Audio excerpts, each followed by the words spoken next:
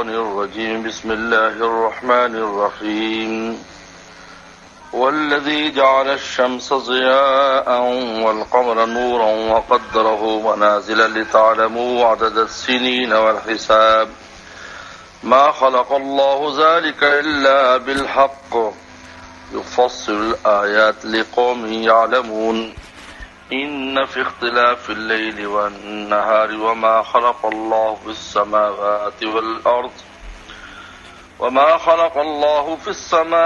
والأرض لآيات لقوم يتقون إن الذين لا يرجون لقاءنا ورضوا بالحياة الدنيا واطمأنوا بها والذين هم عن آياتنا غافلون أولئك مأواهم النار بما كانوا يكسبون إن الذين آمنوا وعملوا الصالحات يهديهم ربهم بإيمانهم تجري من تحتهم الأنهار في جنات النعيم دعواهم فيها سبحانك اللهم وتحيتهم فيها سلام وآخر دعواهم أن الحمد لله رب العالمين صدق اللہ مولانا العظیم۔ اللہ تعالی نے پہلے مبدا اور معاد کا بیان کیا تھا۔ مبدا اور معاد، مبدا ہم نے زمین آسمان پیدا کیے، اور پھر معاد کا بیان تھا الیہ مرجعکم جمیعا، اسی طرح لوٹ کے جانا ہے، یہ معاد ہے۔ آج اسی مبدا اور معاد کی مزید تفصیل کو بیان فرما رہے ہیں کہ جس اللہ تعالیٰ نے اس تدبیر اور حکمت کے ساتھ اس پورے عالم کو بنایا ہے، وہی عبادت کا مستحق ہے، اور وہی اس کائنات کا مالک اور اس میں کار فرما ہے، اس کا حکم ہی کار فرما ہے۔ والذی جعل الشمس ضیاء، یہ تفصیل بیان کر دی جو پہلے بیان فرمایا تھا، ان ربکم اللہ الذی خلق السماوات والارض فی ستۃ ایام، اس کی تفصیل آ گئی کہ سورج بنایا اللہ تعالی نے، شمس ضیاء، ضیاء کہتے بہت زیادہ روشنی جس کی ہو اور اس میں ساتھ گرمی بھی ہو، اس کو ضیاء کہتے۔ بنایا سورج کو خوب روشنی والا یا چمکتا ہوا، والقمر نورا، اور چاند کو نورانی، اور چاند کو اجالا، نورا، نور اس میں ضیاء سے روشنی کم ہوتی ہے اور اس میں گرمی بھی نہیں ہوتی، اس کو نور کہتے ہیں۔ وقدرہ منازلہ، اور مقرر فرمائے چاند کے لیے منزلیں مقرر فرمائے۔ چاند بڑا ہوتا ہے، چھوٹا ہوتا ہے، اس کی منزلیں ہوتی ہیں۔ یہ منزلیں کیوں مقرر فرمائی، اس کی کیا حکمتیں ہیں؟ تو یہ جتنے بھی لوگ جو ان نجوم سے اور ان سے، چاند کی چالوں سے اور اس سے مختلف عملیات کرتے ہیں، اور فرماتے ہیں کہ نہیں، لِتَعْلَمُوا عَدَدَ السِّنِينَ وَالْحِسَابَ، ہم نے اس لیے بنایا ہے تاکہ تم جان لو سالوں کا عدد، والحساب، اور روزانہ کا حساب، یعنی روز کا حساب اور سالوں کا عدد، کہ کون سا سال ہے کون سا سال ہے، کیونکہ ہمارے ہاں چاند سے سال ہے، ہجری سال چاند سے ہے، چاند کے گھٹنے بڑھنے سے ہے۔ اس میں فرمایا کہ ہم نے اس لیے بنایا ہے یہ چاند کی منزلیں کہ تاکہ تم حساب جان لو، گنتی جان لو سالوں کی، والحساب، اور روزانہ اور ماہانہ حساب۔ ما خلق اللہ ذالک الا بالحق، اللہ نے نہیں پیدا فرمائی تمام چیزیں الا بالحق، مگر خاص تدبیر کے ساتھ۔ یہاں حق کا معنی تدبیر ہے، حکمت ہے، یعنی ان کے پیدا کرنے میں بالکل ایسی سچائی ہے اس کی حکمتوں کے اندر کہ اس کو رد نہیں کیا جا سکتا۔ یہاں بالحق کا معنی یہ ہے۔ ہر جگہ پر حق کا معنی سیاق و سباق کے اعتبار سے متعین ہوتا ہے، کہیں حقیقت کے معنی میں ہوتا ہے، کہیں سچائی کے معنی میں ہوتا ہے، کہیں تدبیر کے معنی میں ہوتا ہے۔ یفصل آیات، اللہ تعالیٰ کھولتے ہیں نشانیوں کو، یہ سب نشانیاں کھول کھول کر بیان کر دی، پیچھے سے آ رہی ہیں۔ لقوم یعلمون، اس قوم کے لیے جو علم رکھتے ہیں، سمجھ رکھتے ہیں، ان کے لیے۔ پھر فرماتے ان فی اختلاف اللیل والنہار، اور بے شک رات دن کے مختلف ہونے میں، یکے بعد دیگرے آنے میں اور اس کے مختلف ہونے میں، وما خلق اللہ فی السماوات والارض، اور جو اللہ نے زمین آسمان میں بے شمار نعمتیں پیدا کی، اس میں دیکھو، اس میں اللہ کی کمال قدرت بھی بیان ہو رہی ہے اور کمال احسان بھی بیان ہو رہا ہے کہ ساری نعمتیں تمہارے لیے ہیں. دونوں چیزیں، کمال قدرت کا بیان بھی ہے اور کمال احسان کا بیان بھی ہے. زمین آسمان میں جو پیدا کیا ہے، کتنی نعمتیں زمین آسمان میں پیدا کی ہے، شمار کرنا مشکل ہے. لآیات لقوم یتقون، اس میں نشانی اس قوم کے لیے جو تقوی والی ہے، جو خدا سے ڈرتی، اس کے لیے نشانی.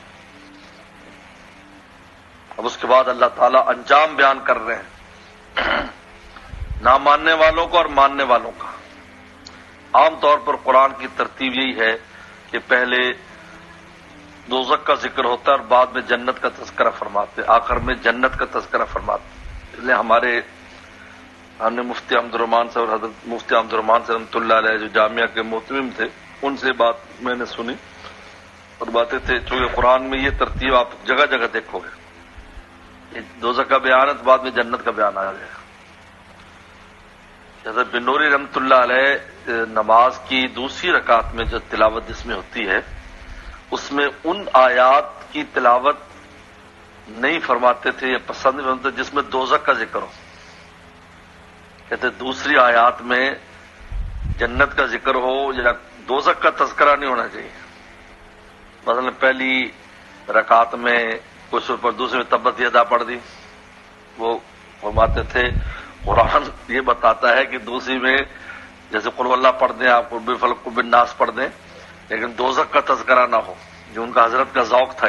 مفتی عبد الرحمان سے بتایا. میری بھی کوشش ہوتی ہے اسی طرح کی کہ دوسرے میں کوئی اس قسم کی صورت نہ آئے کہ جس میں کوئی دوزخ کا تذکرہ ہے. قرآن میں پہلے دوزخ کا تذکرہ ہے، بعد میں جنت کا ذکر ہے.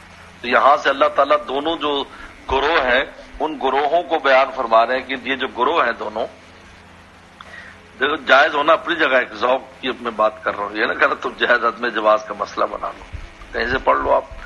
لیکن تو اللہ تعالیٰ یہاں پر انجام بیان فرما رہے ہیں کہ ان کا پھر انجام کیا ہے. جب ایسی نشانیاں کھول دی ہم نے، مبدا اور معاد اور اپنی نعمتوں کا ہم نے بیان کر دیا، تو پھر ان الذین لا یرجون لقاءنا، بے شک وہ لوگ جو امید ہی نہیں رکھتے ہماری ملاقات کی، ان کو یقین ہی نہیں ہے کہ لوٹ کر جانا ہے، ہم نے زندہ ہونا ہے. وہ کہتے تھے یہ ہڈیاں کیسے زندہ ہوں گی، اور فلاسفہ اور دہریہ تو ویسے ہی کہتے ہیں سارا کچھ طبیعت سے چل رہا ہے. فلاسفہ اور وہ کہتے ہیں یہ سب طبیعیت ہے، طبیعت ان کو سمجھو، یہ کام آنے والی چیزیں. آج یہی نعرہ لگایا جا رہا ہے یہ سب نیچر ہے، نیچر. صرف ان کو نیچری کہتے ہیں اس فرقے کو. دہریہ جیسے رشیا چین کے لوگ ہیں، دہریہ کہتے ہیں بس یہ خود طبیعت ہے.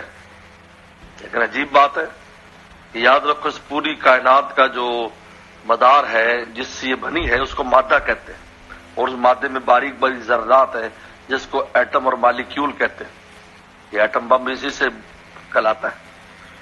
یہ مادہ ہے جس مادے سے یہ دنیا بنی ہے. وہ مادے کی مجھے شکلیں ہیں، میں اور یہ ساری چیزیں مادے سے بنی. لیکن اس پر فلاسفہ جدید اور قدیم کے اتفاق ہے کہ مادہ شعور اور ادراک نہیں رکھتا. اس پر بھی اتفاق ہے. یہ مادہ اپنے اندر کوئی شعور اور ادراک نہیں رکھتا اور متحرک بالارادہ نہیں ہے. یہ میز ہے، اپنی مرضی سے سفر نہیں کر سکتا، یہ متحرک بالارادہ نہیں ہے. تو علماء اسلام یہ کہتے ہیں کہ جس مادے میں خود شعور نہیں ہے، خود شعور نہیں ہے، اور نہ اس کے ذرات میں شعور ہے، نہ اس کو یہ پتا ہے کہ میں کون ہوں، میرے اندر کتنے ذرات ہیں، اور وہ اپنی مرضی سے حرکت بھی نہیں کر سکتا، تو اس کائنات کا ایسے منظم نظام کس طرح بنا سکتا اور کیسے چلا سکتا ہے؟ مادے کی بے شعوری خود دلیل ہے کہ پیچھے کوئی ایسی ذات ہے جو اس کو چلاتی ہے. آج میز یہاں ہے، رات آج یہاں رکھا ہے، یہ میز شام کو وہاں رکھا ہو تو آپ سے سوال ہوگا تو آپ کیا کہیں گے؟ یہی کہیں گے نا کہ جی کسی نے اٹھا کر وہاں رکھ دیے. اور اس میں اتفاق ان کا اپنا ہے. یہ جو مادہ جو ہوتا ہے جس سے یہ کائنات مختلف شکلوں میں چیزیں بنتی ہیں، اس میں کوئی شعور نہیں ہے، نہ اس کے اندر جو ایٹم مالیکول میں کوئی شعور ادراک نہیں ہے اور متحرک بھی ارادہ نہیں ہے۔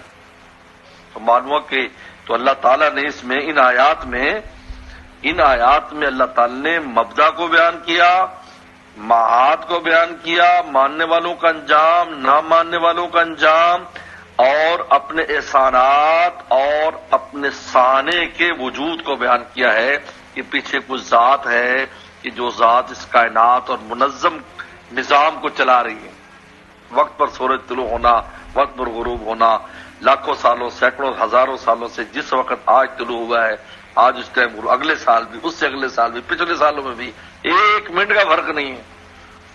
وہ مادہ کیسے کر سکتا ہے جس کو خود اپنا شعور نہیں؟ باقی رہا مشرکین اور دوسرے جو جھوٹے خدا لاتے تھے، تو ان خداؤں کا حال بھی آپ کے سامنے، وہ خود نہیں کر سکتے، وہ خود نہیں کر سکتے کچھ۔ اور جو زندہوں کو خدا مانتے ہیں، یعنی جو عیسی السلام انسانوں کو خدا مانتے ہیں، تو قرآن نے کہا نا یا کلان طعام، حضرت عیسی السلام اور ان کی والدہ تو کھانا کھاتے تھے، جو کھانا کھاتا ہے وہ محتاج ہے، جو محتاج ہے وہ خدا کیسے ہو سکتا ہے؟ قرآن نے ایک لفظ کہہ کر سب رد کر دیا، یا کلان طعام، کھانا کھاتے ہیں۔ تو فرمایا ان الذین لا یرجون لقاءنا، وہ لوگ جو ہماری ملاقات کی امید نہیں رکھتے، ورضوا بالحیات الدنیا، اور راضی ہے دنیا کی زندگی بھری سے بھی خوش ہے، بھائی یہی زندگی، واطمئنوا بہا، اور اس پر مطمئن بھی ہیں، اطمینان بھی ہے۔ دیکھو اس لیے بزرگوں نے لکھا ہے کہ جو وسوسے آتے ہیں ہم ایمانیات کے، یہ کافروں کو کیوں نہیں آتے؟ کیونکہ مطمئن بھی وہ کفر پر مطمئن ہے، ان کو کیوں آئیں گے؟ وسوسہ تو اس کو آئے گا جو روشنی میں ہے، اس کو اندھیرے کا ڈر ہے، اور جو رہتی اندھیرے میں ہے اس کو کیا ڈر ہے؟ بولو بھائی، افریقہ کے جنگل میں رہنے والے کو اندھیرے سے ڈر لگے گا؟ اس کو لگے گا نا جو روشنی میں رہتا ہو۔ اس لیے وطمن بیا خود دلیل اس بات کی کہ یہ جو کافر کہتے جی کافروں کو وسوسے نہیں آتے، کوئی بت کے سامنے گھنٹوں بیٹھے رہے اور ہم تھوڑی 2 منٹ کی نماز پڑھے میں وسوسے آتے ہیں۔ بھائی تم روشنی ہو تو روشنی والے کو اندھیرے میں جاتے تو شیطان اندھیرے قلب میں ڈالنے کی کوشش کرتا ہے، اور جو اندھیرے میں ہی ہے وطمن بیا اس میں مطمئن ہے، ان کو کیوں وسوسے آئیں گے؟ کفر کا وسوسہ کافر کو کیوں آئے گا؟ وہ تو کفر میں ڈرا ہوا ہے۔ وطمئنوا بہا والذین هم عن آیاتنا غافلون، وہ لوگ ہماری آیات سے، ہماری نشانیوں سے غافل ہیں۔ یہ اصل مرض ہے غفلت، بالکل غافل ہے۔ غفلت تمام روحانی بیماریوں کی جڑ غفلت ہے۔ غفلت کا آدمی بالکل بے پرواہ ہو جائے زندگی گزارنے میں، اگر پرواہ رہے کہ یار میں کیا کر رہا ہوں، میں کیا بول رہا ہوں، میں کیا چل رہا ہوں، میرے کام کیسے ہیں، میری صبح کیسی، میری شام کیسی، اگر اتنا بھی انسان میں شعور پیدا ہو جائے یہ انسان راہ راست پر آ جاتا ہے۔ غفلت بنیاد، اولئک هم الغافلون کہہ کر قرآن میں جہنمیوں کے اوصاف میں آخری وصف یہ بیان کیا کہ وہ غافل ہیں۔ غفلت یعنی قلب ان کا بالکل غافل ہے۔ اولئک مأواہم، تو اس کا ٹھکانہ کیا ہے؟ اولئک مأواہم النار، ان کا ٹھکانہ دوزخ ہے۔ بما کانوا یکسبون، یہ بدلہ ہے ان کے کسب کا، انہوں نے جو دنیا میں کمایا اس کا بدلہ جہنم ہے۔ اس کے مقابلے پر ان الذین آمنوا وعملوا الصالحات، بے شک وہ لوگ جو ایمان لائے اور نیک اعمال کیے، یہدیہم ربہم بایمانہم، ہدایت دے گا ان کا رب ان کے ایمان کی وجہ سے۔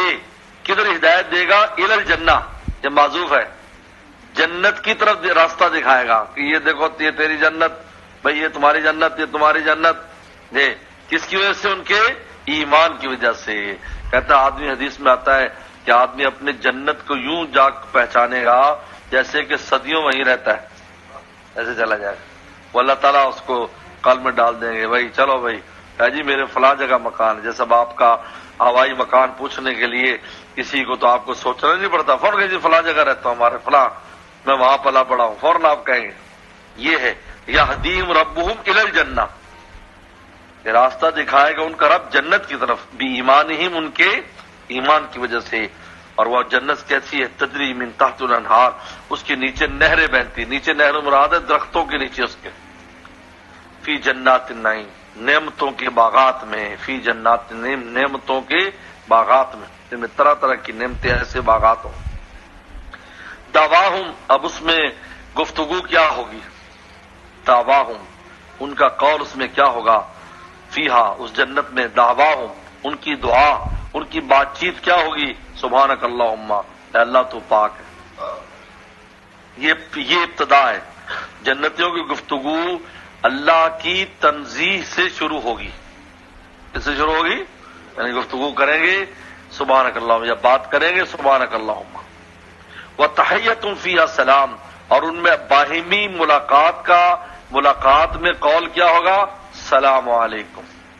تحیہ کہتے ہیں دوسرے انسان جب ملاقات کرتے ہوئے جو خوش آمدید اور جو اس کو آداب پیش کرتا اس کو تحیہ کہتے ہیں، کہ ان کا باہمی ملاقات کا تحیہ، اور وہ کیا ہوگا؟ باہمی کیا ہوگا؟ السلام علیکم۔ وآخر دعواہم، اور ان کی آخری بات کیا ہوگی؟ ان الحمد للہ رب العالمین، تحمید ہوگی۔ تو ابتدا تنزیہ سے اور اختتام تحمید پر، اور بیچ میں سلام، بیچ میں کیا ہوگا؟ یہ یعنی جنتی جو ہوں گے ان کا بہترین مشغلہ تسبیح اور تحمید ہوگا۔ ان کو اس میں جو لذت اور مزہ آئے گا دنیا کسی شہر میں اس کو مزہ نہیں آئے گا، ہر وقت وہ اللہ کی تسبیح اور تحمید کرتے رہیں گے۔ لیکن یہ جبری نہیں ہوگا کہ جیسے یہاں تسبیح کرو تو مشکل ہوتا ہے نواب، نہیں، وہ اس طرح ہوگا جس طرح سانس لینا ہمیں آسان ہے اور سانس لینا ہم سے ہماری زندگی ہے، اس طرح گویا کہ ان کی زندگی ایسی جیسے فرشتوں کی۔ تو یہ تو سبحانک اللہم دعواہم بھی ابتدا ہے، یعنی یہاں سے شروع کریں گے، اور ان کا آخر دعواہم، اور ان کا آخری قول جو ہوگا وہ ہوگا تحمید، اور بیچ میں ایک دوسرے کو کیا کریں گے؟ السلام علیکم۔ یہ تو اللہ تعالیٰ کے ناموں پر نام چبنے پر ان کی زندگی ہوگی، لیکن پہلے تنزیہ کو بیان کیا ہے، پھر تحمید کو۔ تنزیہ مقدم ہے تحمید سے۔ تنزیہ کہا جاتا ہے اللہ تعالیٰ کو ہر عیب سے پاک قرار دینا، اور تحمید کہا جاتا ہے اللہ تعالیٰ کو ہر کمال سے متصف قرار دینا۔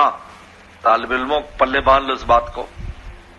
تنزیہ کہتا ہے ہر عیب سے اللہ کو پاک قرار دینا، ہر عیب سے، یہ تنزیہ ہے، یہ سبحانک اللہم کا معنی ہے۔